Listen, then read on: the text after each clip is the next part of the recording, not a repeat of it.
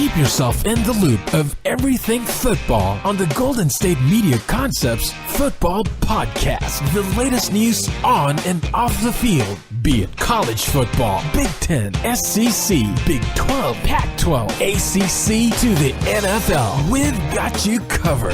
Listen to the Golden State Media Concepts Football Podcast.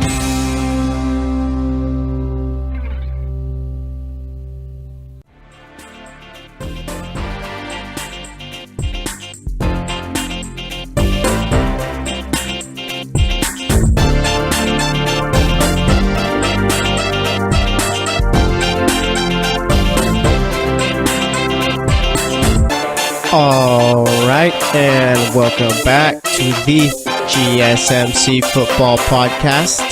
This episode is brought to you by the GSMC Podcast Network, and as always, I am your host, Jesse Tapia.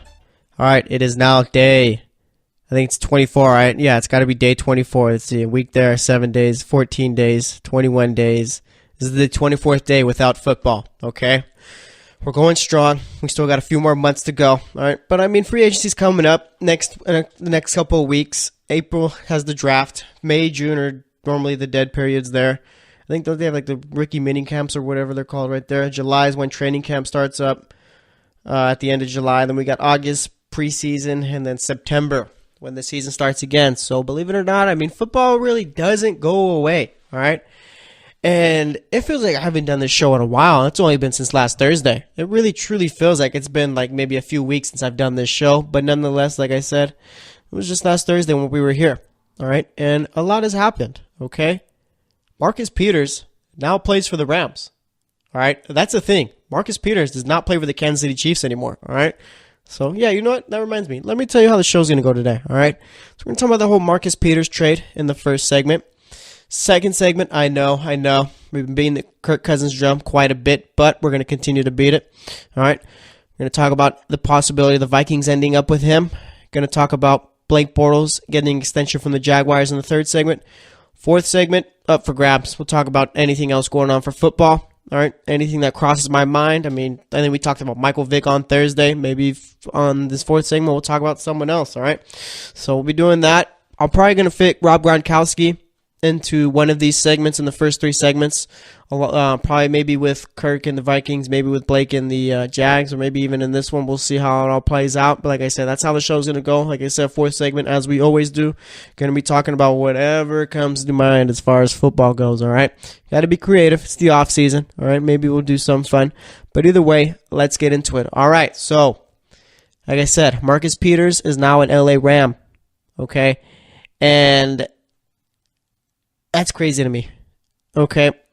I guess that the Chiefs were shopping around trying to get him out. All right. Trying to see who would take him. And I guess this all has to do with the fact that he's not the best locker room presence. All right. Doesn't bring that great of a presence in the locker room. And I guess that's fine if you want to talk about that. But I saw people talking about too how he's got off-the-field problems, or he could have off-the-field problems. Like, that's not Boogie Cousins, the guy, okay? I remember Clay Travis sent out a tweet like 6-some years ago about how Boogie Cousins, before he made the NBA, like before Boogie was in the NBA, I think it was with Kentucky, would end up in jail or something like that. Let's not do that. Let's not put the cuffs on someone before it even starts, all right? If you want to say Marcus Peters could be a bad locker room presence or whatever, that's fine. But I saw people saying that he could have possible off-the-field problems and stuff like that. That's not the case whatsoever, all right? Marcus Peters, at least from what I just off the top of my head, has never really been in trouble off the field, all right? Is he a little bit loud? Sure, all right? Does he care what other people think about him? No. Is that fine? Sure. All right, locker room presence, a little bit of distraction. If that's what Chiefs are saying, then I guess that's probably true. But either way, I mean, let's not start a whole narrative and stuff like that, all right? So let's get into the trade itself. So I was kind of surprised that the Chiefs traded away Marcus Peters, right? Top 6 corner in the league. Let's see, you got A.J. Bouye, you got Ramsey. I'm not off the top of my head either. It's not in any order or anything like that. You got Marshawn Lattimore, Xavier Rhodes. Throw Marcus Peters in right there, top 5. Again, not in any order, okay? So you got those corners, and I mean, people were wondering too, like, what did the Chiefs get from Marcus Peters, okay? Because the guy is a top 5 cornerback. That was the biggest question. And the trade doesn't go through, I think, till like March 14th or something like that, till like the new league year begins, I think. And yeah, that was the biggest question right there. What did the Chiefs get for a top cornerback in the league? And it turns out that I think they got a 4th-round pick this year and a 2nd-round pick in 2019. That does not seem like a good return for the number 1 cornerback on your team. All right. Now Kendall Fuller is the number 1 cornerback on that team. And I thought that they were going to be heading into the season with Peters and Fuller on both sides of the boundary, whatever you want to call it. All right. And now you got Fuller. Now you have a need at cornerback. All right. You also got to figure out pretty much what's going on at the linebacker position. You got to get younger on defense. All right. I get the whole like locker room distraction thing, but like honestly, how much of a distraction was he? All right, I just think he was, and I saw too that a report that came out that the Chiefs traded him. One of the reasons why the Chiefs traded him is because of little protests. And I'm not gonna call them national anthem protests because that's not what they were, but they didn't like that or whatever. And it's just like I said, it just reminds me of the Deshaun Jackson thing when Chip Kelly traded away Deshaun Jackson or cut him. When they cut him. Did they trade him or cut him? I can't remember exactly, but I remember when that happened, you had reports coming out that the Eagles didn't like how he had gang affiliations and stuff like that. And Deshaun Jackson's never even gotten in trouble in the league ever, never once gotten caught up with that as far as him being in the league.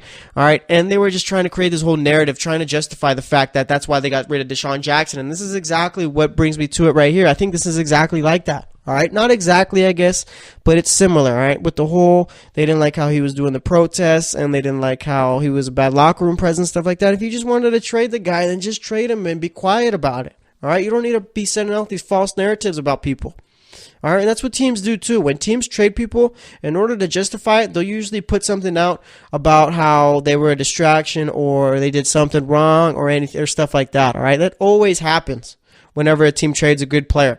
All right, and I noticed that too. Like as of right now, I just literally noticed that whenever a team trades away a solid player on their team, there's always some excuse as to why they got traded. It's always something bad about it too. So, I mean, the Chiefs did it. It's whatever.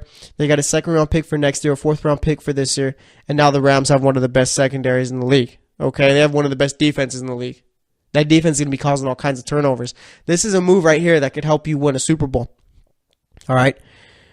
The Rams lost in the wild card round this year. That was pretty predictable there. All right, a team that hasn't ever been there. You got like pretty much. I feel like the entirety of the team just hasn't been in the playoffs. I might be missing a couple of people, but like some random people that have been there. So, yeah, the Rams just didn't have any playoff experience. Marcus Peters is playing the playoffs before. This team's getting older, going to develop a little bit more, know what it's like to play in the playoffs now. You got a guy like Marcus Peters, like I said, creates a bunch of turnovers, all right? This is huge for the LA Rams defense, all right? And I'm sure Marcus Peters is going to be happy going to LA because he's a California kid.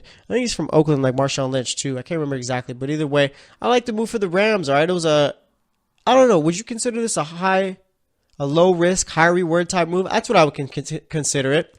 All right, because like I said, Marcus Peters has never been in any type of trouble, but they're going to feed that narrative as much as they want. All right, so I like the move for the Rams. Like I said, I think it makes them even more of a Super Bowl contender for the next year because you got a bunch of teams that are going to be good, and especially, too, with the NFC West, with the quarterbacks they got. You got Jimmy Garoppolo, you got Russell Wilson. I mean, the Cardinals do have a possibility at landing Kirk Cousins. You could have 3 solid quarterbacks in that division next year, and you need to build up that secondary. Honestly, I think this is what that move is, all right? This move right here, trading for Marcus Peters, is to try and build up that secondary to try and beat up these quarterbacks, all right? Because like I said, Jimmy Garoppolo is going to be out there, do what 5-6-0 with the 49ers this year. Russell Wilson is a top 7 quarterback in this league. Let's see. Brady, Stafford, Rodgers. Am I going to have to look at it again? Usually we always look at the quarterbacks too and stuff like that. Let's see. You got Brady, Rodgers. Did you say Big Ben is better than him? Maybe. No. Oh, I'm not going to go through it. Either way, yeah, Russell Wilson, top 5, top 7 quarterback, whatever. All right. So, yeah, you build up the secondary. It's going to make your team even better, and it's going to help you against those quarterbacks. All right. So I like the move there. And like I said, I mean, you got Goff, who's going to be even better after his second year. You got Todd Gurley coming off of MVP type of year. Didn't win it, but was in the running. You got Robert Woods, who had a great year with the Rams at home. Cooper Kupp was a solid draft pick last year. All right, offensive line could get a little bit better. But as far as the defense goes, you're already set. This team just needs to get older. That's it. They just need to be in the moment more, right? They just need to be in the playoffs more in order to get past those teams, like teams like the Falcons, right? On paper, would you say that the Falcons were better than the Rams this season? No, I wouldn't say that, all right? Because the Rams, as far as stats and everything else goes, were the better team, all right? But there's one thing that mattered in that wild card game, and that's the fact that the Falcons had experience. So I like this. Like I said, I'm just going back to how much I like this move, all right? I mean, that's all the Rams need, just experience. They've been there, done that. They know what it takes now. You got Marcus Peters, all right? They're going to be a good team. That's going to be a true Super Bowl contender right there, all right? Let's see. Looking through the NFC right now, you got the Eagles, who I would say are better than them since they're the Super Bowl champs. I'll take the Rams over anyone else in that division. In the NFC North, I'll take the Rams over everyone but the Packers, I guess, with a healthy Aaron Rodgers. In the NFC South, I'll take the Rams over all those teams too. So the Rams are probably arguably a top 3 team in the NFC, arguably a top 2 team in the NFC, all right? They're going to be very good, and I think they're actually going to do something this season instead of getting bounced in the wild card round. So very excited for what they got going on there. And as far as the Chiefs go, I mean, I'm kind of confused, okay? Now you need another cornerback. Your defense is already getting old as it was. So, I mean, now your defense got worse. Your defense got completely worse, all right? It's not like it's a crazy type of loss. I don't know. It's a big loss, all right? Marcus Peters was the number 1 cornerback on that team, so it is a big loss there. All right, you still got to get younger. And as far as the offense goes, you got to figure out what you got in Patrick Mahomes. There's no telling that he's going to be a top quarterback or anything like that, or even better than Alex Smith was when he was there, all right? So the Chiefs, I mean, they're taking a bit of a risk here getting rid of Marcus Peters. The Chiefs might very well be the worst team in that division, okay? Let's say that Kirk Cousins goes to the Denver Broncos. The Chiefs are easily the worst team in that division. You got an unproven cornerback. You got a defense who looked kind of shaky last year and looks even more shaky now since you got rid of the best player on that defense, all right?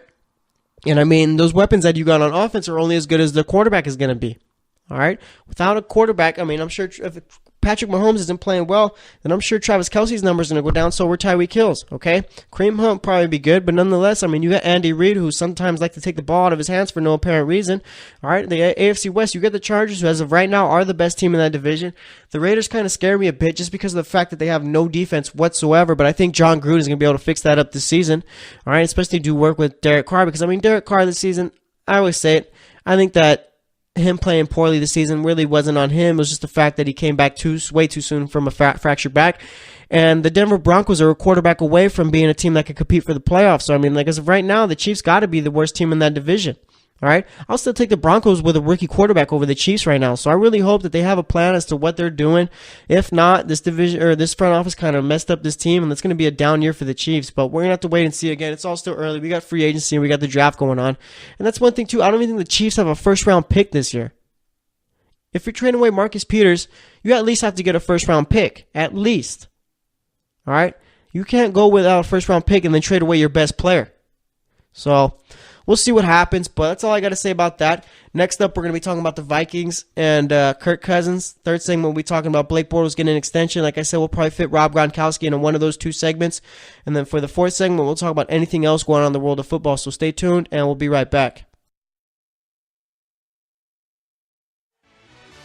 Are you looking for help for your fantasy football team? Check out the GSMC Fantasy Football Podcast. Get today's best advice on who to start, who to sit, even who you should draft. From sleeper picks to red-hot lineups, they got it all covered for you. That's gsmcpodcast.com/fantasy-football-podcast. We'll cover traditional leagues, dynasty, PPR, even IDP leagues. When you need fantasy help, there's just one show to hit up. Don't forget to like them on Facebook and follow them on Twitter. Visit gsmcpodcast.com for more info.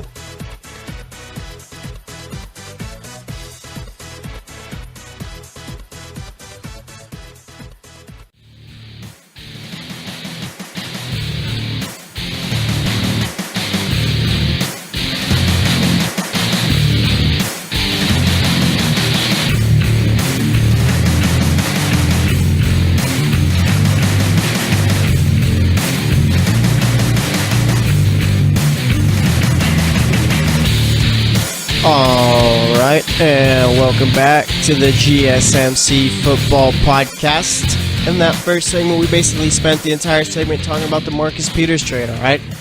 Don't really know what the Chiefs are doing here. I mean, it looked like they're just trying to get rid of a bad person in the locker room. I mean, that's just the narrative that's being put out there.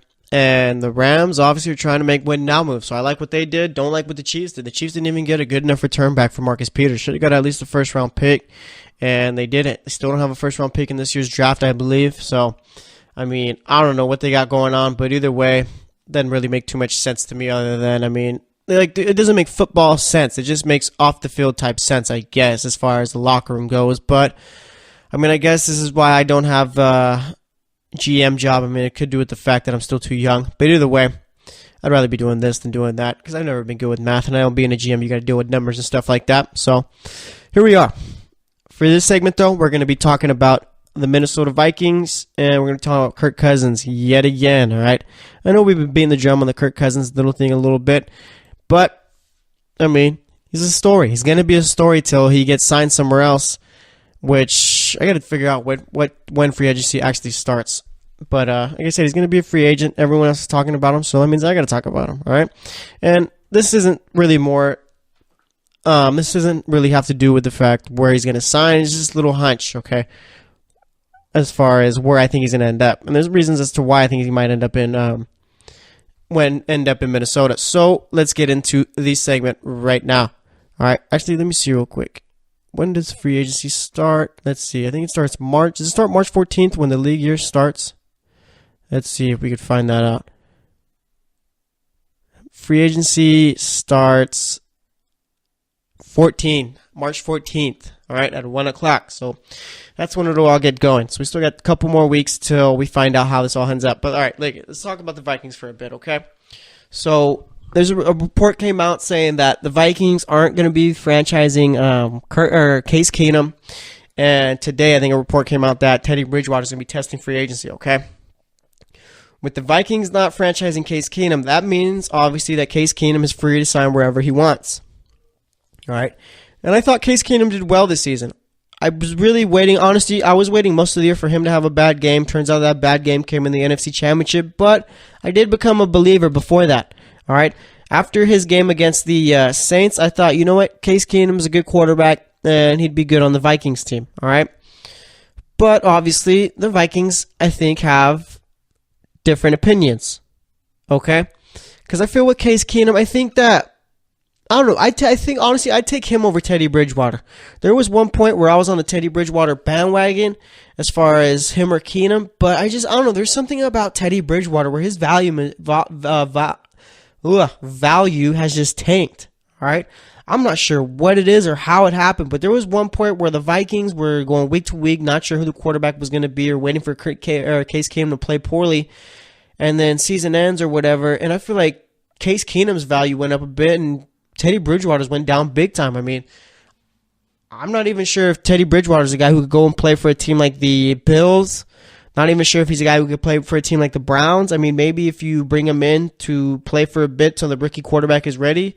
Like, I don't know. I don't really believe in Teddy Bridgewater right now. I guess that's what point I'm trying to make right there. I just don't think Teddy Bridgewater, I don't know. It's just something about his value that just, like I said, just tanked completely, and I'd rather have Case Keenum over him.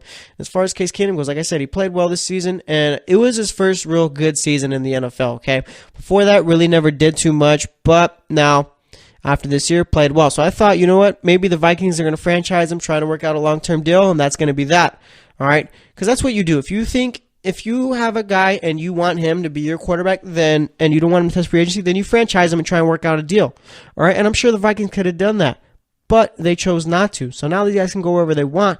And that had me thinking, all right, because no one's really been talking about it too much, right? It's been kind of like a rumor time to time. You'll hear about it. But no one's really been talking about Kirk Cousins to the Vikings, okay? And I think that that's the most logical place for him to go as of right now. All right, because you got the Broncos, you got the Jets, you got the Browns. For some reason, ESPN puts the Dolphins in that little mix. Let's see, what other teams are out there for him? The Cardinals, all right? Those 4 or 5 teams, however many I just named right now, Those teams are all teams ESPN are trying to push for right there as far as Case Keenum goes, all right? They put out a little graphic in one of their tweets talking about they crossed out the Jacksonville Jaguars, they crossed out the Redskins, and they crossed out someone else. Can't remember exactly who it was. But they didn't have the Vikings on there, and that made no sense to me, all right? I don't get why you have a team like the Dolphins on there where they'd have to cut guys like Dominic Sue, Ryan Tannehill, and a bunch of other guys in order to create cap space in order to compete with teams like the Broncos to get a guy like Kirk Cousins. All right, they'd have to do that. The Vikings make way more sense than Miami does as far as getting Kirk Cousins. And as of right now, I think the Vikings are the front runner for the guy, okay? Because, I mean, look at it this way. If you're not bringing back two of your quarterbacks that you had who could be starters for your team, you're just letting them go out to free agency and not even going to franchise them to try and work out a deal. Obviously, you have some type of backup plan or a plan that you're trying to execute. And I think that plan is Kirk Cousins, right? Kirk Cousins isn't by any means a great quarterback, right? He's not an all-time great quarterback or anything like that. He's a pretty good quarterback, okay? He's not going to go out and win you I don't know. I guess he is the type of quarterback that can go out and win you ball games, but he's not going to be throwing for 300 yards consistently or for 2 to 3 touchdowns consistently, I feel. All right, he's a safe, above average, pretty good quarterback, okay?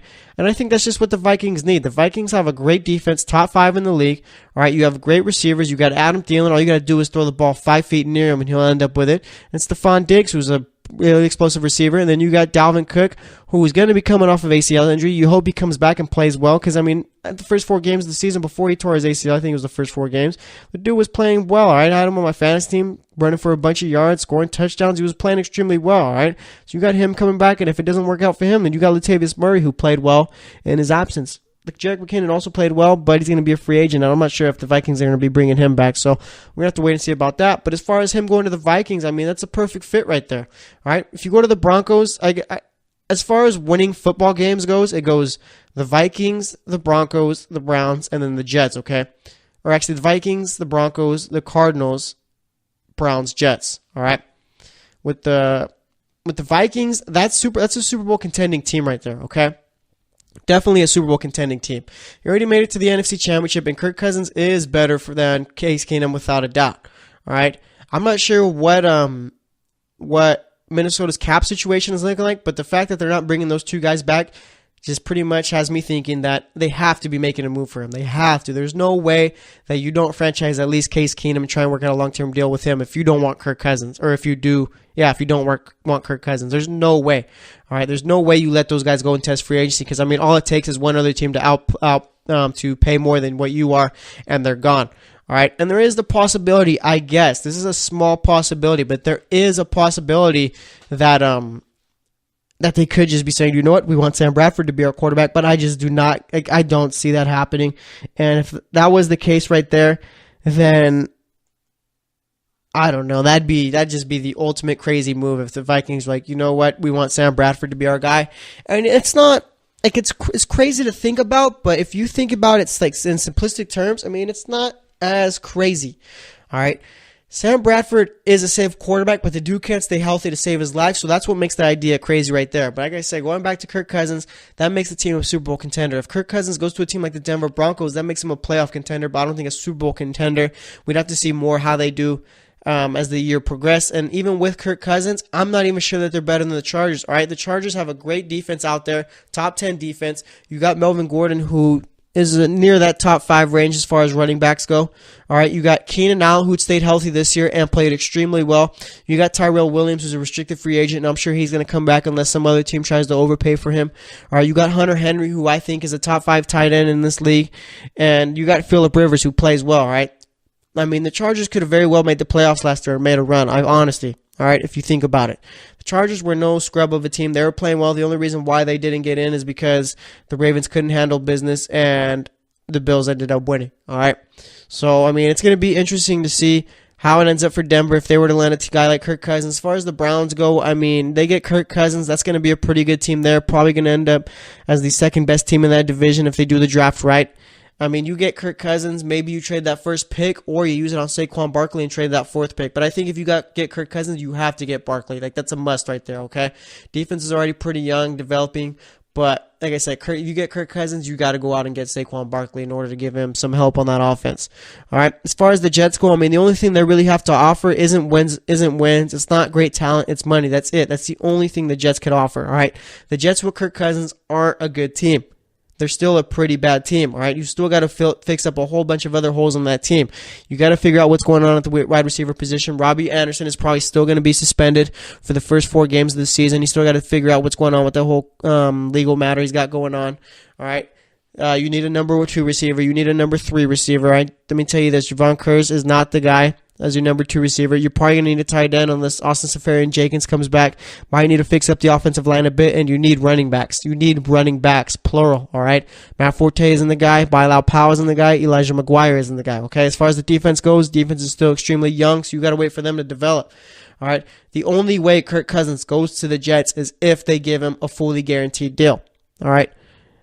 I'm sure, because with how Kirk Cousins carries himself as far as the media shows us and all that, seems like he's the type of guy that doesn't really, it's not all about the money for him, all right? He knows that he's already going to be making plenty of money as it is for whatever team he signs with. So I say, if it's like that for him, then you go and you sign with a team like the Vikings, you go and you sign with a team like the Broncos, or even like I said with the Cardinals, all right? The Cardinals, they got Larry Fitzgerald, who's played about 14, 15 seasons, hasn't taken a step back yet. You're going to be getting David Johnson back, all right? Top 2 running back in the league. You still got others, pretty solid receivers. You got John Brown, and you got Ricky Seals-Jones, an up-and-coming tight end. Offensive line played pretty well this season. And as far as the defense goes, you got the perfect mixture of veterans and young players out there, and they were playing extremely well. So, I mean, as far as it all goes, those are all the teams that have a chance at him. But like I said, I think he's going to end up with the Vikings. I just have that gut feeling there because of the fact that, I mean, you can't let those 2 quarterbacks go into free agency if you don't have a plan already to go out and try and get a guy like Kirk Cousins. It just doesn't happen that way. That's just bad business right there. So,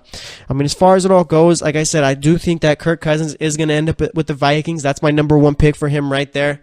If not the Vikings, then I'm sure it'll probably be the Jets or the Broncos. Like I said, if the Jets, the only way is if they offer monster amounts of money. But I mean, if the Vikings get Kirk Cousins, that puts them as the top team in the NFC too. We were talking about the Rams in the last segment. All right, I'll take the Rams still over the Vikings with Kirk Cousins, but I think you could put the Vikings right there with the Green Bay Packers as far as a team who can compete for that NFC North division. And that NFC North, let me tell you, that's going to be one of the best divisions of football if the Vikings were to land a guy like Kirk Cousins, all right? Because you got Kirk Cousins and that great team in Minnesota. You got Green Bay, where with Aaron Rodgers, I mean, that's a Super Bowl contending team. You got the Detroit Lions, where I feel they've just been a solid coach away from competing in the league, all right? I think this year the Lions have a great chance of making playoffs. And you got a Bears team who, yeah, they're still young, but they made a lot of good coaching moves. And you got, I think, a quarterback in Mitch Trubisky. I think it could be a little stud for that team going forward. All you need to do is put some receivers around him and pretty much develop him a little bit more so he could succeed. You got a young defense in Chicago who are quick, scrappy, and they can get to the ball. And you really, as soon as you catch the ball, too, you're not going anywhere. All right, and you got a top 10 running back in Jordan Howard. So, I mean, the Vikings get Kirk Cousins. NFC North Division could be theirs, and I think that they're probably tied for tied as the 3rd best team in the NFC with the Green Bay Packers. So it's going to be interesting to see how it all plays out. The Vikings getting Kirk Cousins would be huge in the NFL, all right? Let me tell you. So that's all I got to say about that. Next up, we're going to be talking about Blake Bortles getting an extension with the Jaguars. We're probably going to fit Rob Gronkowski into that segment since we did in this one. So stay tuned, and we'll be right back. Check out the show that's built on the MMA, from the UFC to extreme cage fighting. They got the fights covered. Check out the GSMC MMA podcast. Get the latest news on past or upcoming fights. Join us as we talk to and about some of the biggest names in the MMA, past, present, and future. When it's the fight game, there's just one show to check out. GSMCpodcast.com/MMA-podcast. Don't forget to like them on Facebook and follow them on Twitter. Visit GSMCpodcast.com for more info.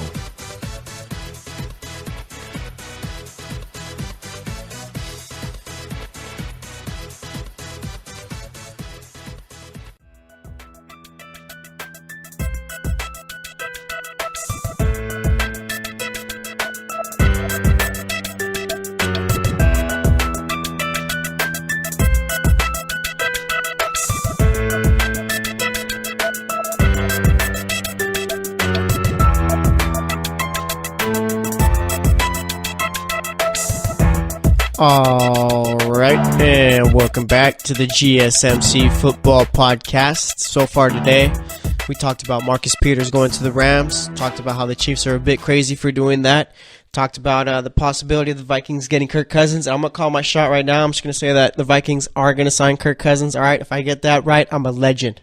All right, but we'll see. So for this segment, we're going to be talking about Blake Bortles, him getting an extension with the Jaguars, and Rob Gronkowski. As far as Rob Gronkowski, there's an article that came out in the New York Post about how he might actually not be coming back this season. All right, so we'll be talking about that. Talking about pretty much talking about whether or not Gronk's going to come back. Because obviously I don't know whether he is or whether he's not. But what it would mean for the Patriots if he didn't. All right, so I guess we'll be doing that. Maybe that's just something we could fit into the next segment. But either way, we'll be talking about that for the show. All right, so let's talk about Blake Bortles a bit. Okay, so Blake Bortles has played 4 years in the league so far, and Blake Bortles is not really someone who has struck us as a guy who is a great quarterback, okay? He's shown flashes. I remember it was his second or third year where, he was lighting it up, throwing touchdowns all over the place, but a lot of those came in garbage time, okay? So they were kind of empty stats, all right? But nonetheless, he showed flashes of what he could be. Then, I think it was his third or fourth year. It might have been this past year or the year before that where Blake Bortles just didn't look good at all. And, like I said, it was just pretty much Blake Bortles isn't a good quarterback.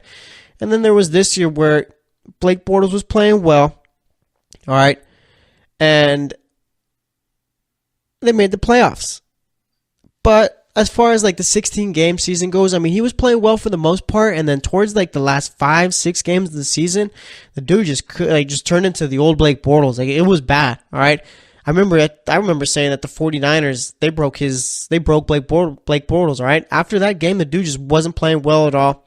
So there was that, and then the playoffs get here, and Blake Bortles plays well once again. All right, I've never been a real believer in Blake Bortles, all right? Always thought he had the tools, but just didn't think that he'd be able to put it all together, all right? At least for a 16-game season, all right? Even after his little playoff run that he had, I was still being pretty negative on him, saying that I still don't think he could put it all together. I don't think he could replicate that in a 16-game season, yada, yada, yada, saying what I said, all right? And I was I've been hoping that the Jaguars were going to be bringing in a new quarterback, maybe a Kirk Cousins type, maybe even a Lamar Jackson type. And you know what? Lamar Jackson is going to be a good quarterback in this league because he's not going to go to a top bad team. He's going to go to a team that has the quarterback right now, but is probably going to need one within the next couple of years because they're going to be losing yours. If Lamar Jackson were to go to the Saints or even the Patriots or any team like that, he'd be a good quarterback, all right? It's time that we stop considering Lamar Jackson as a wide receiver. That's the laziest comparison I've seen all year, all right? Almost as lazy. No, that's the laziest. The second laziest comparison I've seen all year is people comparing Josh Allen to Carson Wentz just because they play at small schools, just because they have the same head coach, and just because they're tall, all right? Stop making lazy comparisons, okay? Comparing Johnny Manziel and Baker Mayfield, lazy. If anything, we need to compare Baker Mayfield with Drew Brees. And I'm not saying that Baker Mayfield is going to be as good as Drew Brees or have the type of career as Drew Brees, but they're both pretty much built the same if you pay attention. All right, we're going to stop with the lazy comparisons and start doing better. But either way, getting back to Blake Bortles, like I said, the dude just hasn't put it together for a full season yet. But the Jaguars felt inclined to give him a contract extension. And at first, I was kind of wait, why on earth would you do this? My dad texted me when I was at work saying, why on earth would the Jaguars do this? What are they thinking? Stuff like that. And I was I have no clue.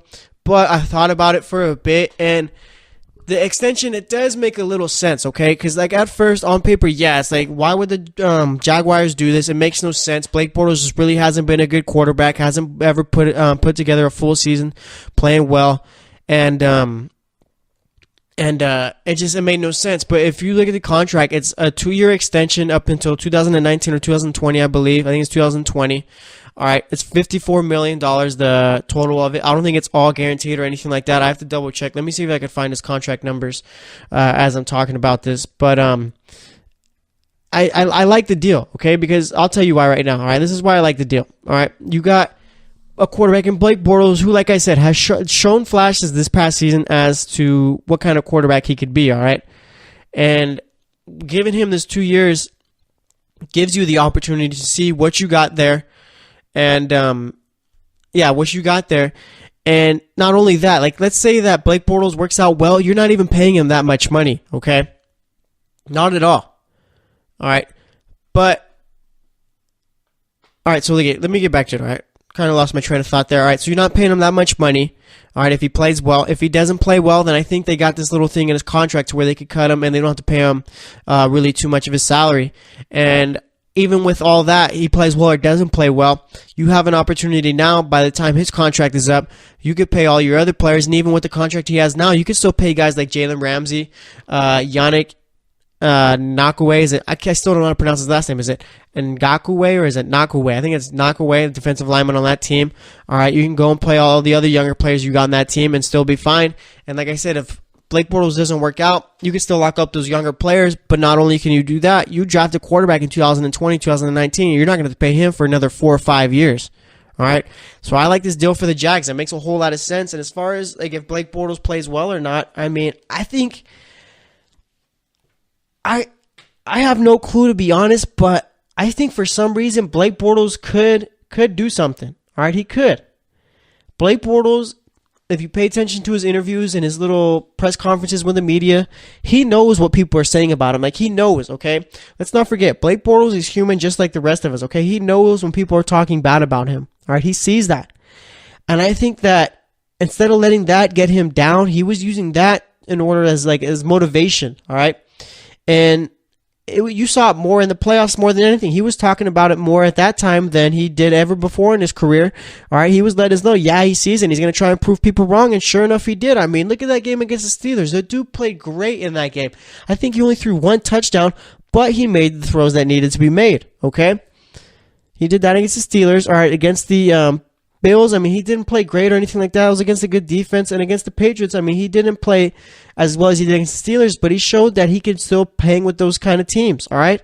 And honestly, the biggest thing is it doesn't matter if we believe in Blake Bortles, all right? It doesn't matter if anyone at ESPN believes in him. It doesn't matter if anyone at NBC Sports believes in him. It doesn't matter if anyone at Fox Sports believes in him. If the team has his back and thinks Blake Bortles can be a good quarterback, that's going to go a long way for Blake Bortles, right? So Blake Bortles could very well have a good season. This could be the year where Blake Bortles finally shows up. Blake Bortles could just be one of those late bloomer type quarterbacks, all right? Could be the guy. It took a while for him to develop and all that, but you know what? Now he's finally got it all together, and he's finally got his head on straight, all right? I'm talking about head on straight as far as playing the quarterback position, okay? Because you know what?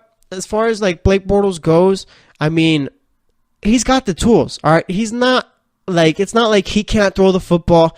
It's not like he doesn't, he can't make the right reads or anything like that, okay? He knows how to play the position, all right? Let's see. Actually, I'm looking at his contract right now, and I don't think he can be cut in the 3 years that he's got, all right?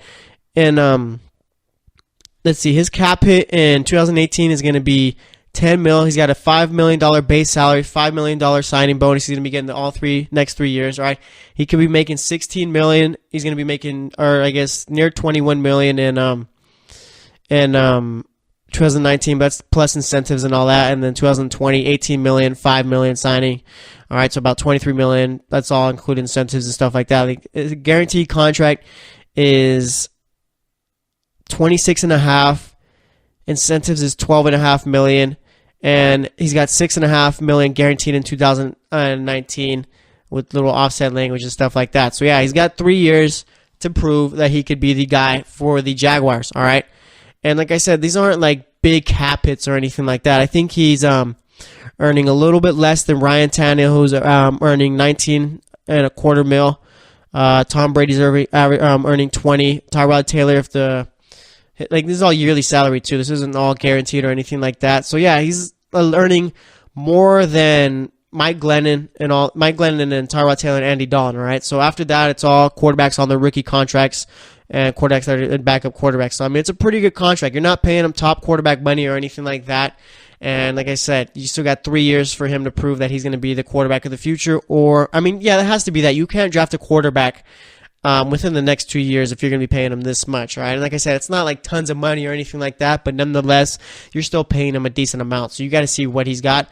But I mean, let's put it this way, okay? If the Jaguars like thought what I thought, then they wouldn't have gave him this contract. But the Jaguars are there. Jaguars are there with him day in and day out. They know what he's doing in practice. They know his study habits and all that. They know that he's trying to prepare. So obviously, if they believe in him enough to give him this contract, then maybe that makes me shift a little bit over and thinks maybe Blake Bortles could finally turn over and I said turnover. He throws a lot of interceptions. But either way, getting back on track. All right, maybe he could finally become the quarterback that I'm sure the Jaguars want him to become, okay? Because like I said, maybe it's just he's a late bloomer, right? Needed a little bit more work to fix up his little mechanics and all that. Because like I said, the dude has an arm. He can throw the ball well. People don't talk about it enough. The dude could take off with the ball and run with it, all right? That was one of the biggest things in the playoffs, all right? It wasn't that he was throwing the ball over the place. It was the fact that, you know what, he was making something out of nothing, right? You know what? I think Blake Bortles is going to be, I got to be careful. I think he might take the next step next season, all right? Because like I said, Blake Bortles, I was just thinking about it right now, all right? Blake Bortles, he wasn't throwing the ball completely well the entire time, and when it wasn't working for him, he'd take off, all right? He knows that if it's not working, then you take off. And he was helping the team that way. So maybe it's just Blake Bortles finally figured out what works for him and what doesn't. And maybe that's what the Jaguars realized too, right? So maybe they believe in him and maybe we should. But either way, I mean, it's going to be interesting to see how this all plays out, all right? Because like I said, I mean, either way, the deal is a good one for the Jags, okay? Yeah, you're going to have to pay him for 3 years, but it's only for 3 more years. You're not paying him top quarterback money or anything like that. You pretty much just wait and see. If he turns out all right, he turns out all right. If not, I mean, you're still going to have a pretty good team. This is still a team that's going to be making playoffs year in and year out, I feel. All right, and I'm sure there's got to be added motivation losing in the AFC Championship. I mean, Blake Bortles has to think, you know what? Wow, we actually made it to the AFC Championship and went toe-to-toe with the Patriots, right? If anything, that game was more on coaching than it was on the team, all right? Doug Marrone and those coaches played the game or coached the game scared in the second half. If they didn't play to lose instead of playing to, or if they played to win instead of playing not to lose, then I'm sure they could have won that game. There was points in that game where they were up 14-3, I believe, and 20-10. So, I mean, they had opportunities. So we'll see how it all ends up for them this season. But I mean, that's all I really got to say about that. Wanted to talk about him getting his contract extension, just give my thoughts on it, and I do think it is a good move. All right, but let's finish up the segment talking about Rob Gronkowski a bit. Okay, Rob Gronkowski's been thinking about retirement, and the New York Post came out with an article talking about how it's probably closer, like this is probably the closest he's ever been to retiring than he ever has been before, right? Last year, I think he was talking about it too. Let me see if I could find that article before I get into it. I know there was a Nesson sports writer, radio host, I think, on there talking about it. Let's see real quick. Let me see if I could find it. Okay, I got the article up right here.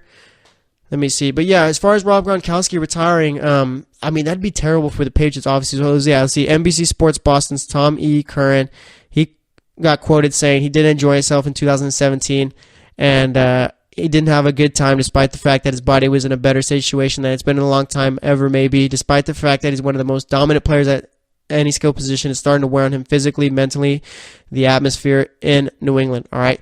So, I mean, this all goes back because I guess he was trying to work with Tom Brady's little fitness guru guy, Alex Guerrero, and everything that's gone wrong with the Patriots, I feel, besides the whole Malcolm Butler thing, is tied back to this whole Patriots culture, all right? We've been taught the Patriot way, all that. That's the way to go and stuff, but I mean, I feel now it's starting to wear on people, and it's starting to get a bit annoying, okay? Because, like, you got Lane Johnson, Lane Johnson was talking about how they're a fear-based organization, but that's probably not the best example to use. You got Chris Long, okay? Chris Long on an interview one time said that the difference with playing with Philly and New England is, yeah, you learn a lot with New England, but it's not as fun as far as playing the game of football, all right? You're out there, it's pretty much, they treat it, like I said, like it's just like a job, okay? You go out there, 9-to-5 type job, you're not there to have fun or anything, you're there to work. Whereas these other teams, they realize, yeah, we're just playing football, we're playing a children's game, yeah, we're here to work, but, I mean, it could be fun too. And I think that just might be starting to weigh on players, okay? Because, like I said, Rob Gronkowski, I'm not sure if he was really injured too much this season, I can't remember off the top of my head or whatever, but, I mean, the last 2 years, I think he's been pretty healthy. Actually, last year was he? No, last year he was out of the playoffs, I forgot, but this year he was pretty healthy, okay? And the fact that, I mean, I think he did get a concussion. Yeah, he got a concussion this year too, so maybe that's wearing on him also. But either way, I feel like this whole Patriot way thing is starting to get on the players' nerves, starting to wear on them a bit, all right? Players are starting to realize, you know what, it's not worth it to just be barked at the entire time and to pretty much just go about the day, just pretty much not having fun with the game or anything like that. And like I said, Rob Gronkowski is a guy who's out there, yeah, he's there to play football. He's a guy who has a good personality, trying to have fun. So maybe it's just the whole Patriot way thing is wearing on the Patriots players. And if the Patriots lose Rob Gronkowski, that's going to be a big problem for Tom Brady, all right? They're going to have to pay Danny Amendola if they lose Rob Gronkowski because obviously Rob Gronkowski isn't that prototypical tight end. He can line down in the slot and all that, and that's where Danny Amendola fits in, where Rob Gronkowski's not there in the slot. So you're going to have to bring back Amendola if Rob Gronkowski doesn't want to come back, and that's still going to be a big weapon that's missed for New England, all right? Because you can go out, you can cover a Julian Edelman, you can cover a Danny Amendola, you can cover a Brandon Cooks, but you can't cover a Rob Gronkowski. So if he's not there, that makes it a whole lot easier to game plan on defense. So that's all I got to say about that. Next up, we're going to be talking about anything else going on in the world of football, anything that catches my mind. So stay tuned, and we'll be right back.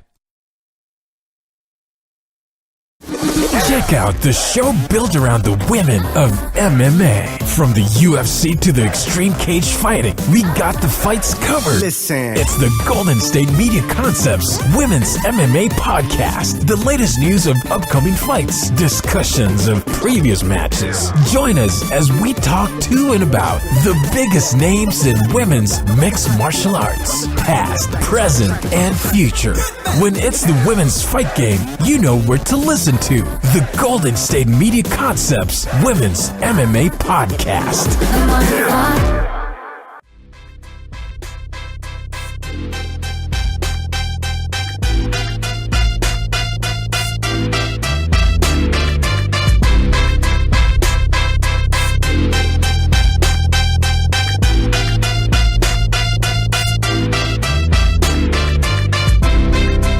All right, and welcome back to the GSMC Football Podcast. So far today, what have we talked about? Let's see. We talked about Marcus Peters going to the Rams. We talked about Kirk Cousins, me calling my shot with him going to the Vikings. And then for the third segment, talked about Blake Bortles and talked about Rob Gronkowski a bit. For this segment, we're going to talk about pretty much whatever else is going on in the NFL. All right, so let's get into it. So I guess the rules committee starting to think about, I guess, different rules, whatever, trying to fix some rules for this season. All right, they've talked about changing the pass interference rule. Instead of it being wherever the pass interference happens, that's where the ball is marked down. It'd just be a 15-yard penalty, just like how it is in college. All right, I don't like that. I kind of like how the pass interference rule is right now, all right? Because, I don't know, in college they do the whole 15 yards either way type of thing. But, I mean, I don't know. Like, why do I like how the rule is right now? I say I like it because, I mean, I don't know. I don't know why I like it. I just prefer it over. I guess, let me see if I can put this into words, all right? Let's see. So, I mean, let's say the quarterback throws it down the field and the guy has an opportunity to catch it, but the cornerback takes him out of position, or linebacker or whoever is covering whatever player's down the field to try and catch the ball, and like I said, breaks it up. I mean, you shouldn't be rewarded for that, all right? Because that's what it is. If a guy gets burnt, all he's going to do is just take the penalty, and boom, that's just 15 yards instead of how it would have been, all right? I think it's fine the way it is, and that's just one rule they don't need to change right there, okay? Because like I said, like it's just going to give cornerbacks the incentive. If they get burned, then tackle the guy down and just take the 15-yard loss, all right, instead of the 30, 25, or 40-yard loss, or however many yards it may be, all right? So I say don't do that, because it's just going to give cornerbacks bad cornerbacks an incentive to play even poorly by committing penalties since they already got burned. So I say leave it the way it is. There's no reason to change it, all right? And like I said, just don't mess with the league too much. But there is a rule they're trying to fix, and that's the catch rule, all right? Trying to make it catch, 2 steps, move forward, and that's catch if you're going down with it or whatever, all right? That's how it should have been the entire time. This whole catch rule is it's dumb, all right? It shouldn't be as bad as it is now, okay? You got the rules committee coming out and saying that Dez Bryant's catch in 2014, you know which catch I'm talking about, the one against the Packers, should have been a catch. Yeah, we all know that, all right? We all know that should have been a catch. There's no doubt about it, okay? That catch against the Green Bay Packers, or that incomplete pass, I guess you could say, that was definitely a catch. He caught it, took 2 steps forward, reached out with the ball. It's not like he dropped the ball going down. He reached out. He made a football move, reached out for the pylon, and that's how it came out. If anything, that's just out of bounds, Cowboys ball or whatever, unless it bounced out in the back of the end zone and was a touchback, all right? There's no reason, or it didn't even bounce out of bounds. I forgot he had his hands on it still. So yeah, this should have been a catch without a doubt, all right? I'm not sure why we even got to this point. I'm not even sure it's just because the NFL referees are trying to make themselves part of the game and trying to make everything a whole lot harder than it needs to be. All right, because I'll tell you this much. NFL refs and NBA refs, I got to be nice on the podcast and stuff like that, but let's just say that they aren't the best at doing their job, I feel, okay? They're not. NBA refs will call whatever they want, whenever they want, and there's no consistency with that. And as far as NFL refs go, there's no consistency with what they call either, all right? They'll call holding on every other play if they want, okay? The whole holding, on defensive holding, that's one rule I don't like at all because it's kind of like a nitpick type of penalty. Pass interference, I think it's fine the way it is. It doesn't need to be changed or anything like that. So there's just a whole bunch of rules that, not a whole bunch of rules, but there's rules that you don't need to mess around with, and there's rules that, it's about time they're getting fixed. So, that's all I got to say about that. Let's see what else is going on in the NFL right now. Jerry Jones, Roger Goodell tried finding Jerry Jones a couple $1 million because of Jerry Jones was acting out for the league, and Jerry Jones is now going to appeal it. And, Roger Goodell has been a headache for the last few years, I could say. All right? He's been a real, true headache. And I don't know, man. Like, the owners gave him a contract extension. Jerry Jones was trying to fight that. And, we got to somehow make this league, bring it into the hands of the players, okay? That's where the NFL is such drama all the time. Okay, the NBA is thriving right now because of the fact that they put the power in the players' hands, all right? The players get guaranteed contracts. The players can do and say whatever they want, okay? Well, obviously to an extent, if you get what I mean, but the players can pretty much express themselves. The players can tweet out whatever they want, can pretty much act themselves, okay? And that doesn't have to do with protests or anything like that, all right? I'm just saying the players can be who they are, just be themselves. In the NFL, you can't do that. You got the owners wanting you to be a certain way and act a certain way and not act out and all that stuff. And again, this has nothing to do with the protests, so please don't make it about that. But, the players in the NFL, they're pretty much like robots, all right? You can't be yourself. You got a guy like Marcus Peters, who I'm sure got traded just because he was being himself. I'm not sure how much of a locker room distraction he was. You don't have any players coming out to say that he was a distraction. All you have is the reports coming from, obviously, reporters saying that he was a distraction. I'm sure that's coming straight from the team in order to help justify why they traded the guy. The dude had no off-the-field problems. So, it's just really frustrating to see how the NFL is right now, all right? Like I said, the power has to come to the players. They got to figure out a way to get those guaranteed contracts and figure out a way. The owners are just owners. They try to make themselves out there too much, right? You got guys like Jerry Jones is probably one of the few owners in the league that actually knows anything about football, all right? Jim Irsay tries to be that guy, but the dude is just, I got to be nice. Let's just say Jim Irsay has no clue what he's doing as far as football goes, okay? The dude is a wannabe Jerry Jones, okay? Does everything to try and be like Jerry Jones, tries to run his team like Jerry Jones, tries to have a hand in everything like Jerry Jones, and just messes everything up, all right? I'll never forget when he said that Andrew Luck's shoulder injury was in his head and all that. You're really going to say that about your franchise quarterback, all right? The dude just makes no sense whatsoever, all right? But either way, like I said, I can't stand the owners of the NFL always trying to feel like they're big people in the league, all right? The league isn't about them. It's about the players, all right? It's not about the fans. It's not about the owners. It's not about the coaches. It's always been about the players, all right? So, I don't know. The NFL, the NCAA really frustrate me. The NCAA more so, but that's a conversation you can hear about on the GSMC basketball or sports podcast, all right? So that's all I got to say about that. Let's see what else is going on. Let's talk about, what do we want to talk about? Let's talk about Josh Rosen, all right? I've been seeing that he's been sliding on a lot of mock drafts, and I don't like that. All right, Josh Rosen is without a doubt to me the best quarterback in this draft, the most NFL ready quarterback. I think he's more NFL ready than Sam Darnold. Sam Darnold probably has more. He's like the more prototypical quarterback. Sam Darnold's got a lot of raw talent that you need to develop. Josh Allen, people have been talking about him like he's a project. Lamar Jackson, people are trying to say he's a wide receiver, which is the craziest thing I've ever heard in my life. All right, obviously, if you think Lamar Jackson should become a wide receiver, you've never watched him in college. All right, it's one thing to watch every game and for some reason think, yeah, I guess he should be a wide receiver. But if you think that he is a guy who needs to be a wide receiver in college, like just right off the bat, then you have not watched one game about him. Okay. The dude can play quarterback in the league. Does he need to develop in the league? Yeah, probably. So does every other quarterback that's ever came in, okay? There's been very few quarterbacks that have ever came into the league that have been ready to go from the start, all right? Guys like Andrew Luck, Peyton Manning, Tom Brady wasn't even ready to go from the start. Let's see, who else? Aaron Rodgers developed for 5 years, okay? Like I said, there's just very few quarterbacks that have been ready to go from the jump, all right? Lamar Jackson, yeah, needs to develop. That's not news to anyone, okay? But people saying that he's not a quarterback in the NFL, needs to go turn into a receiver from the start, just make no sense to me. Bill Polian, Maybe he's just an old guy or whatever and just says whatever. All right, but that's such a lazy take right there. All right, but as far as Josh Rosen goes, I'm not sure why he's really sliding. I know there's this whole thing about his attitude and stuff like that, but that's just one thing right there. All right, that ties into what I was just saying about the owners not wanting their players to speak their minds and be themselves. That's why Josh Rosen is sliding down mock drafts, because the coaches, the owners don't like a player with a mind of his own. They don't. All right, they want you to fall in line and just play football.